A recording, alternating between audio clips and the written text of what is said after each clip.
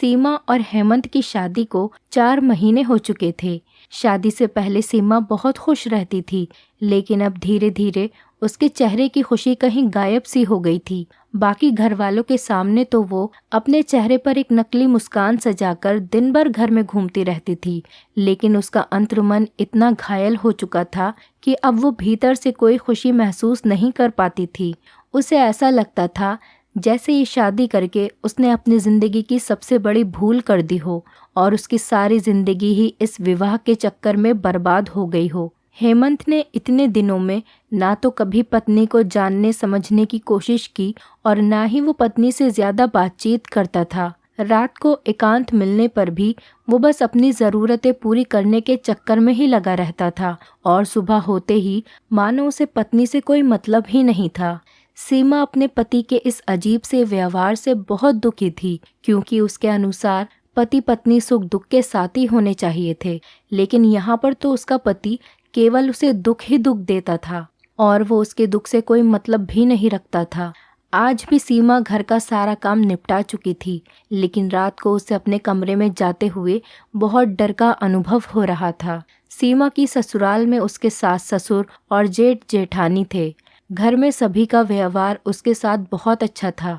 सभी लोग एक साथ मिलजुल कर हंसी खुशी रहते थे। बस सीमा को अपने पति हेमंत से ही बहुत डर लगता था। जब वो कमरे में पहुंची तो उसका पति अभी कमरे में नहीं आया था। वो छत पर अपने किसी दोस्त से फ़ोन पर बातें करने के लिए चला गया था। सीमा थकी हुई थी तो बिस्तर पर लेटकर आराम करने लगी। थोड़ी देर के बाद हेमंत कमरे में आया तो सीमा चुपचाप करवट फेर कर सोने का नाटक करने लगी, लेकिन हेमंत को उसके सोने जागने से क्या फ़र्क पड़ता था। उसे तो बस अपनी मनमर्जी ही करनी थी। उसने सीमा को ज़बरदस्ती खींचकर अपनी ओर घुमाया तो पिछली रात को उसे जो चोट लगी थी वो दर्द फिर से उसे पीड़ा पहुंचाने लगा। सीमा कर्राह उठी, लेकिन हेमंत ने इस बात पर ध्यान ही नहीं दिया। तब सीमा ने दबी जुबान में कहा, सुनिए ना, आज मेरी तबीयत कुछ ठीक नहीं लग रही है। हेमंत ने उसकी बात को नज़रअंदाज करते हुए कहा, तुम्हारा तो रोज़ का ही कुछ न कुछ लगा रहता है, मेरा मूड ख़राब मत करो। फिर वो अपनी मनमानी करता चला गया और सीमा एक बार फिर से दर्द के सागर में डूबती चली गई। देर रात तक रोते रोते वो कब सो गई उसे कुछ पता ही नहीं चला। अगली सुबह उसकी नींद टूटी तो वो आईने के सामने जाकर खड़ी हुई। दर्द से तड़पती सीमा आईने में अपनी गर्दन और चेहरे पर दांतों के निशान देखकर रो पड़ी। तो पति चिल्लाया, अब सुबह सुबह रोने धोने का नाटक लेकर क्या बैठ गई तुम? औरत हो तो इतना दर्द तो झेलना ही पड़ेगा। अब मैं अपनी पत्नी पर भी हक नहीं जता सकता क्या? सीमा की आंखों से आंसू बहने लगे और हेमंत पैर पटकते हुए कमरे से बाहर निकल गया। हर रात की यही कहानी थी और अगली रात भी उसके दर्द को नज़रअंदाज करके उसके पति ने फिर उसके साथ हिंसक व्यवहार किया। सीमा समझ नहीं पा रही थी कि क्या शादी होने का मतलब केवल यही है।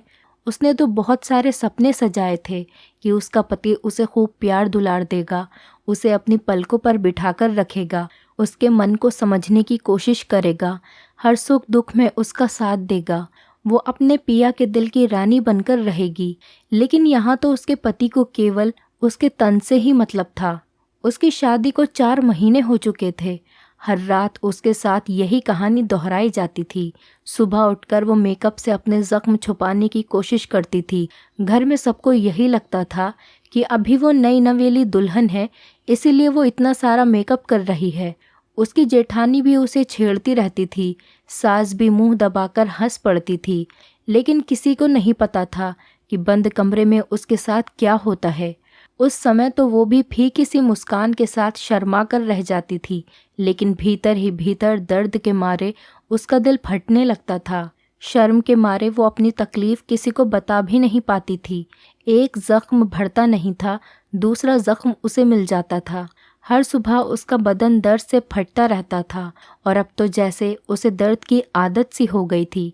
वो सुबह मशीन की तरह उठती थी, नहा धोकर अपने बदन पर नीले पड़े निशानों पर मेकअप लपेट देती थी और कमरे से बाहर निकलते ही एक नकली मुस्कुराहट की चादर ओढ़कर बाकी सबके साथ घर के कामों में जुट जाती थी। ऐसे ही एक दिन सीमा सुबह सोकर उठी तो उठने में उसे ज़रा देर हो गई थी। वो जल्दबाजी में नहा धोकर और ढेर सारा मेकअप लगाकर रसोई में काम करने के लिए पहुंच गई। उसकी जेठानी उसे छेड़ते हुए बोली, क्या बात है देवरानी जी, लगता है आजकल आपकी नींद कुछ ज़्यादा ही गहरी होती जा रही है। देवर जी रात में सोने नहीं देते क्या? सीमा के काम करते हुए हाथ यकायक से रुक गए और रात के दर्दनाक दृश्य उसकी आंखों के सामने घूमने लगे। लेकिन अगले ही पल उसने अपनी पनीली आंखों को छुपाते हुए धीरे से मुस्कुरा दिया। तभी उसकी जेठानी रश्मि की नज़र उसकी खुली पीठ पर पड़ गई। उसकी गोरी पीठ पर दांतों के निशान देखते ही रश्मि स्तब्ध रह गई। उसने झट से सीमा के कंधे पर हाथ रखकर उसका चेहरा अपनी ओर घुमाते हुए कहा, सीमा तुम ठीक तो हो? सीमा ने घबराकर अपनी पलकें ऊपर उठाई कि उसकी जेठानी ऐसा सवाल क्यों कर रही है। उसकी आंखों में पानी देखकर रश्मि मानो उसके दिल का हाल समझ गई। उसने उसकी आंखों में झांकते हुए कहा, सीमा तुम्हारे और देवर जी के बीच में सब कुछ ठीक ठाक चल रहा है ना? ज़रा सी सहानुभूति मिलते ही इतने दिनों का लावा फूट पड़ा और सीमा अपनी जेठानी के गले लगकर फूट फूट कर रो पड़ी। फिर सिसकते हुए उसने ढके छिपे शब्दों में उसे बता दिया कि उसका पति रात को उसके साथ कितना गंदा व्यवहार करता है। ये सब जानकर रश्मि को गहरा झटका लगा, क्योंकि हेमंत बाकी परिवार वालों के सामने बहुत ही सभ्य व्यवहार करता था। दुनिया वालों की नज़रों में वो एक आदर्श बेटा, अच्छा देवर और सज्जन आदमी था। लेकिन अपनी अर्धांगिनी के साथ बंद कमरे में वो कैसे हिंसक हो उठता था। रश्मि ने सीमा के आंसू पोंछते हुए कहा, तुम इतने दिनों से चुप क्यों थी? तुम्हें गलत के खिलाफ आवाज़ उठानी चाहिए थी। तुम मुझसे बात कर सकती थी, मम्मी जी को बता सकती थी या अपने घर में किसी को बता सकती थी। सीमा नज़र चुराते हुए बोली, दीदी मुझे शर्म आती थी। मुझे लगता था कि पता नहीं लोगों को ये सब पता चलेगा तो वो लोग क्या सोचेंगे। सीमा रश्मि को समझाते हुए बोली। ये सुनकर रश्मि बोली, बहुत सी औरतें ऐसे ही शर्म और लिहाज के कारण ज़िंदगी भर ऐसी तकलीफ़ें झेलती रह जाती हैं, लेकिन औरतें कोई मशीन नहीं होती कि मर्द केवल उनका इस्तेमाल करते रहें। उनमें भी कुछ भावनाएं होती हैं, उन्हें भी दर्द होता है। अगर पति को ऐसा लगता है कि पत्नी पर उसका अधिकार है तो पत्नी का ध्यान रखना भी तो उसका फ़र्ज़ बनता है ना। तुम्हारे पति ने तुम पर अधिकार तो जता लिया, लेकिन क्या तुम्हारे प्रति कोई फ़र्ज़ निभाया?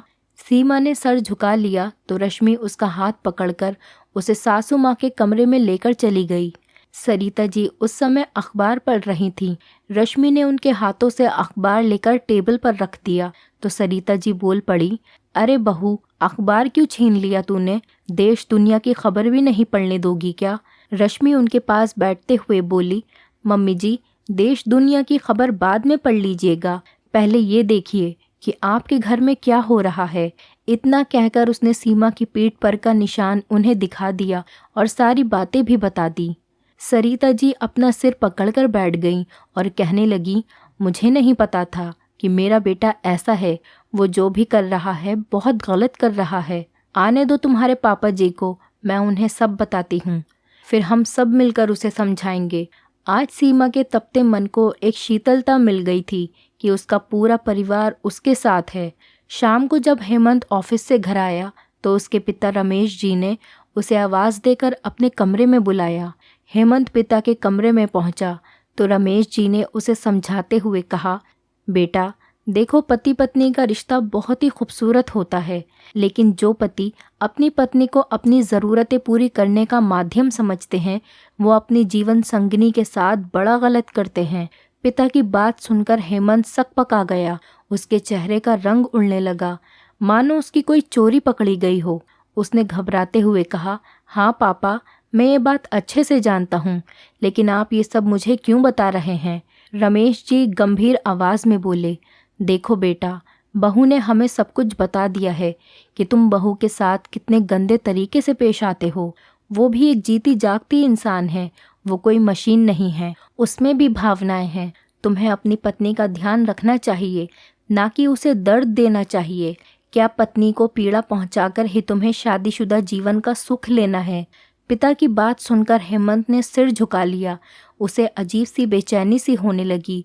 वो कांपते स्वर में बोला, पापा, पता नहीं मुझे उस वक्त क्या हो जाता है, मैं एक अलग इंसान बन जाता हूँ। मैं भी उसे तकलीफ़ नहीं देना चाहता, लेकिन जब वो सुबह उठकर रोती है तो मैं उस पर ही झुंझला उठता हूँ। साथ में मुझे खुद पर भी गुस्सा आता है। मैं रोज़ मन ही मन निश्चय करता हूँ कि आगे से उसे दर्द नहीं पहुँचाऊँगा, लेकिन पता नहीं ऐसा क्यों हो रहा है। कहते हुए वो रोने लगा तो रमेश जी समझ गए कि उनके बेटे को मदद की ज़रूरत है।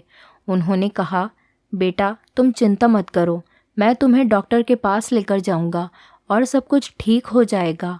अगर तुम्हें अपनी गलती का एहसास है तो तुम उसे ज़रूर सुधार सकते हो, बस तुम्हें थोड़ी मदद की ज़रूरत है। जब रमेश जी हेमंत को लेकर मनोचिकित्सक के पास गए तो काउंसलिंग में पता चला कि हेमंत को उसके कॉलेज में कुछ दोस्त पहले उसे गंदी वीडियोस दिखाया करते थे।